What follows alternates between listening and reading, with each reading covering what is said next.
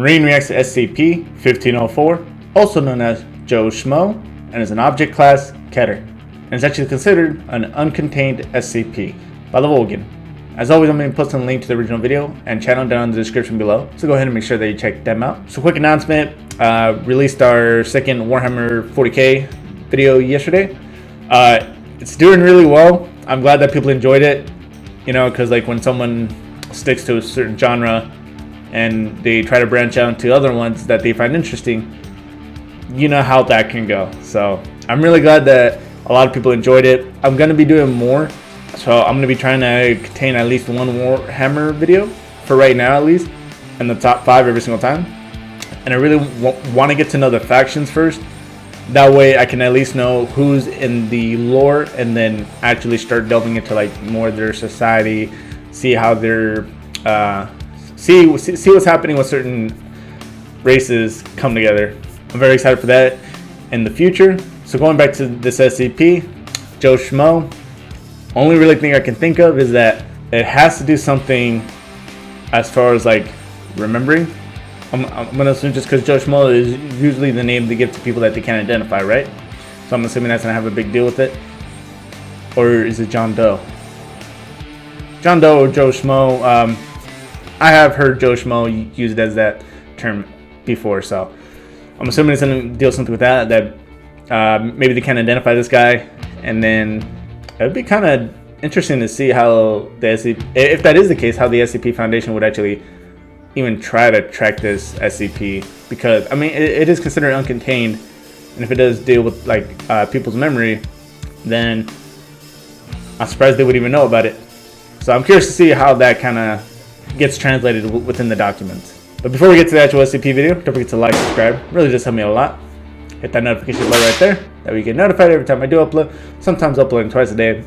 Typically working on them in the mornings and releasing them in the late afternoon to late evening.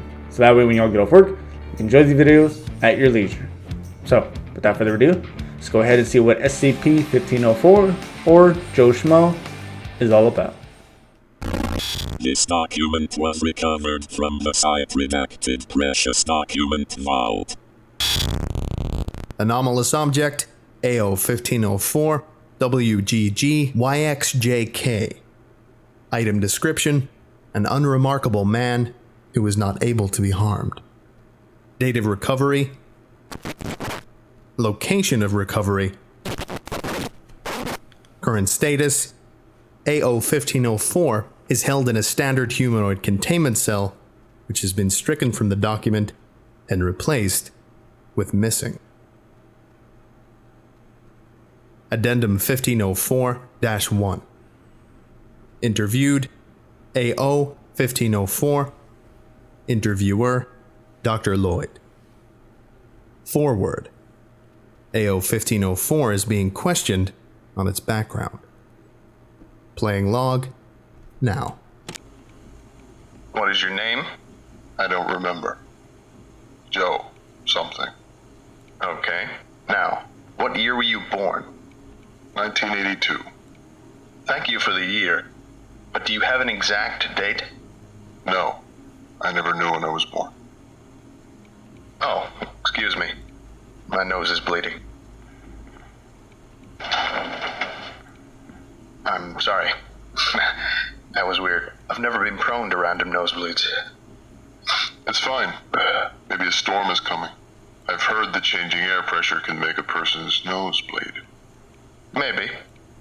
Do you know why you can't be hurt? I don't really want to talk about it. That's fine. Thank you for your cooperation with today's interview. You may return to your room. Interesting. Alright, so I'm ruling out what I said already about the whole mind thing, and that people don't remember him, or he doesn't remember others, or something along the lines with dealing with the mind. I feel like that could be just thrown out then, because when they're saying he can't be hurt, does he have something like Kane's ability? Like, does it deflect? Is it verbal too? Could it be verbal? Addendum 1504-2. We didn't know his true anomaly. We didn't know what he could really do. I guess he affects computers too. Our automatic security system began to have hiccups. A breach here, a breach there, but nothing that surprised us. But then, our keter got out. Only about half of the staff here realized it. The other half all died. We managed to contain it. We sent a request for more staff, but they never responded. Our supplies were dwindling, so we asked for more. Nothing. They didn't even acknowledge our existence. We had more breaches, more deaths, yet we never questioned these breaches or these deaths. I don't know why we didn't question those deaths. Earlier today, we had a site-wide containment breach. All the doors opened because of those hiccups I mentioned earlier. Most of the remaining staff members are dead. Those who are still alive are few and far between. We can't contain a breach of this magnitude. All other Foundation sites will probably ignore it. They'll cite it as completely normal and ignore it. I'm gonna put this in the vault, then set off the on-site nuke. I'm already badly hurt, and the blast would save more lives than it will end. If anyone ever finds this, tell my wife that I love her. And I'm sorry for spending so much time in my job. Tell her that I said goodbye, and that I'm thinking of her as I die. This is researcher Darrell Lloyd, signing out. Addendum 1504-3. The site nuclear warhead was detonated on to counteract a Class 7 containment breach. A total of anomalies were destroyed in the blast, 2 anomalies were recovered, and 2 anomalies are missing, including AO-1504. Foundation personnel died inside. Alright, so it seems like he makes things hit the fan, to put it nicely.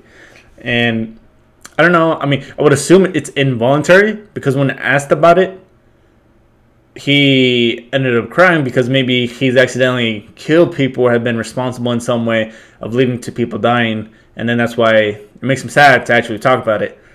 But the question was phrased like, why is it you can't be hurt? So I'm trying to figure out how that's dealing with apparently this containment breach. And they said that they didn't even know what he was really capable of, and that he himself doesn't even know what he's really capable of. This document has been updated per the new information recovered from Site Redacted. Item number SCP-1504. Object Class Keter. Special Containment Procedures. SCP-1504 is not currently contained. If any Foundation personnel see the subject, they are to contact the current project head.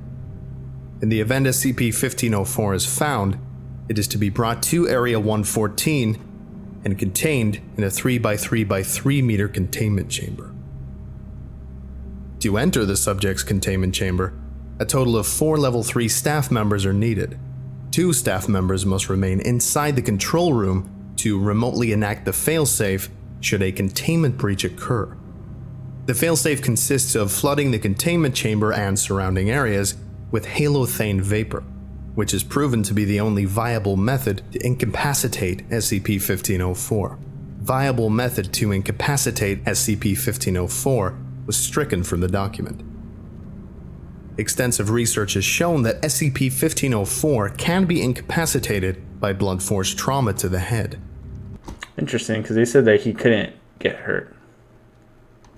The subject is to be kept fully confined and incapacitated at all times through the use of restraints and halothane vapor.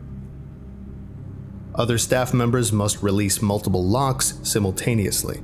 A minimum of 4 guards are to be protecting them at this time. After all locks are released, 1 staff member may enter the containment chamber. The guards must be ready for a containment breach at all times. The containment chamber is open. No automatic systems may be used in Area 114. All doors and containers must be locked using simple combination locks or simple padlocks. All personnel working at Area 114 must have a high aptitude for parapsychology or a strong resilience to perception shifts. Description: SCP-1504 is a Caucasian male, standing at 1.95 meters tall. The subject's appearance is unremarkable, aside from a small birthmark on its right shoulder. SCP-1504's anomalous traits include its inability to be harmed or killed. So, I mean, there's quite a few SCPs that, so far, that I've seen that can actually have this ability as well. Like, say, for example, Kane, right? His gets deflected. Like, if somebody hits him, it gets deflected and it hits them. Who else was it? Technically, 682, since technically he can just regenerate. But he could be harmed, but he hasn't been able to be killed yet. It's Dr. Bright as well. He can be killed, but then he just reincarnates into someone as soon as they put on the medallion. I don't remember exactly what it was called. Just figured I'd point that out. All actions carried out by SCP-1504 will be perceived by surrounding individuals as being within expectations for the situation. SCP-1504 has been known to attack personnel, who will then believe circumstance or their own doing has hurt them. The subject is able to affect electronic and automatic systems. SCP-1504 was brought to the attention of the Foundation because of its inability to be harmed, and was classified as an anomalous object after initial testing. The subject was held at site in the anomalous object wing of the facility. A site-wide security failure and subsequent containment breach resulted in the on-site nuclear warhead being detonated. SCP-1504 was declared missing after a search of the site did not reveal a confirmed death. A low-priority search was issued, but was soon raised to high priority after the above document was found. Mobile Task Force ETA-6, aka Awareness Filters, was formed to find SCP-1504. Addendum 1504-1. After being further analyzed and sent through multiple filters, it was discovered that SCP-1504's responses were different from what was previously recorded. The document has been updated to include these responses.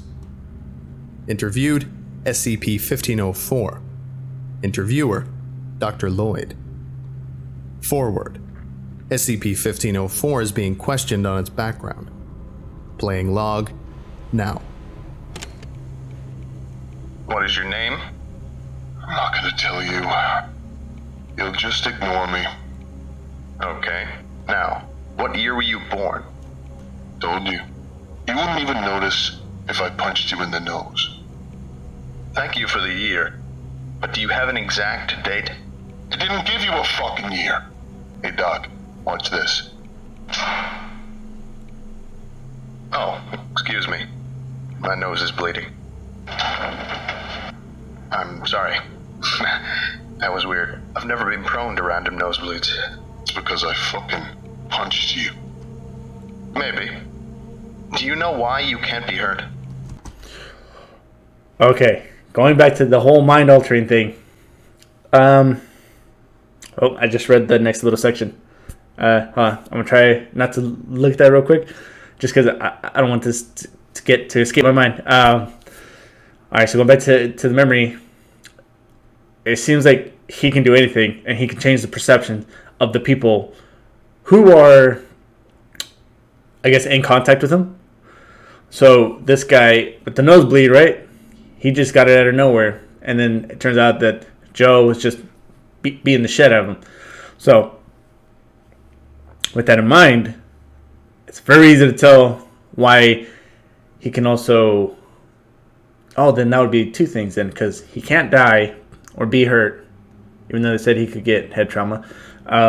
But he can also he can definitely also mess with people's minds, because that's probably also how he also had those containment breaches, because people were just ignoring him, or they just immediately forgot. So This is interesting because he is, and it seems like he doesn't know how this happened or why it's happened, and it could be that it's completely involuntary. I could say anything. I could do anything. I could say that I'm going to rape and kill your wife, and you wouldn't even notice. Hell, I could actually rape and kill your wife, and you wouldn't notice. I'm living in a virtual hell because I can't die. I'm going to step outside this room and take a guard's gun. And I'm going to shoot myself with that gun, and nothing, fucking nothing, is going to happen.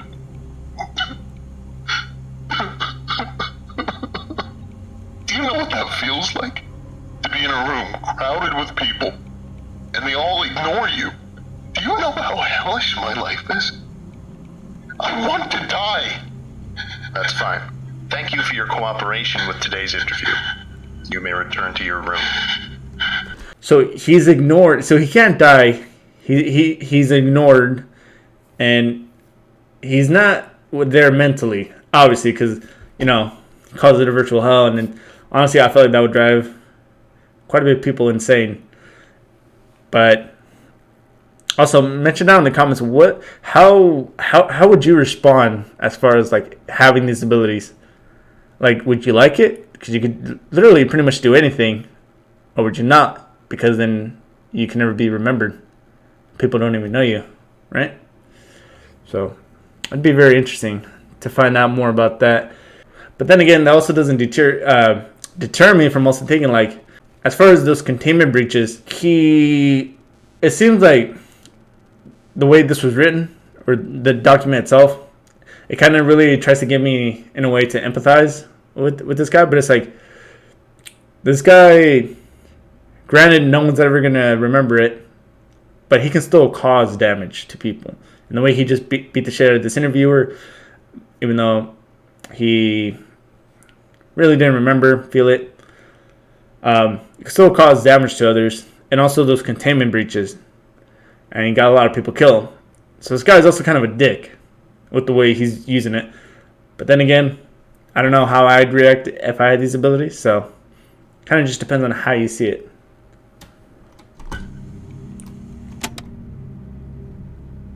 Okay, this concludes our lecture for today. Thank you very much for listening, if indeed you still are, and you were all dismissed. Goodbye. All right, let's talk about that for a minute. I'm going to go ahead and say that he can be hurt, I guess, and incapacitated. Or he's supposed to be continuously incapacitated and can die. And he's also has some way of making people just forget everything about him.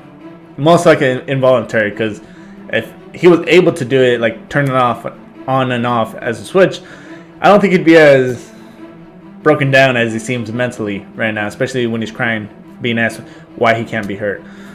But he's done some dickish things, despite how some might try to feel sad for him, as far as causing the containment breaches, causing people to die, beating the shit out of the interviewer.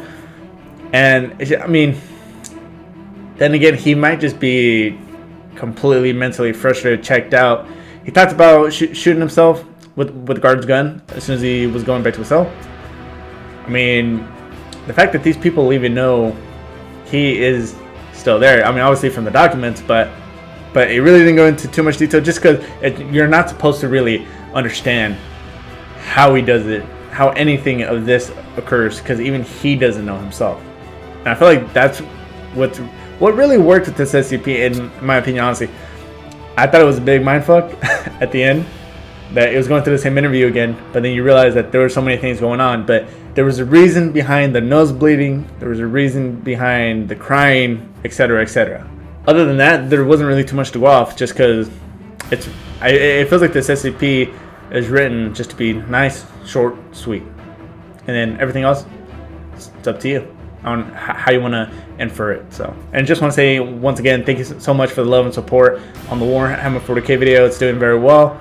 That's gonna go ahead and do it for this video. Don't forget to like, subscribe. It really does help me a lot. Hit that dislike button if you didn't like it. Helps me improve the channel. If you're curious to see what videos are gonna be coming up next, go ahead and check the description down below. You're gonna see a list of about 5. Top to bottom, that's gonna be how I view them. But until then, I'll see you all in the next video. Bye.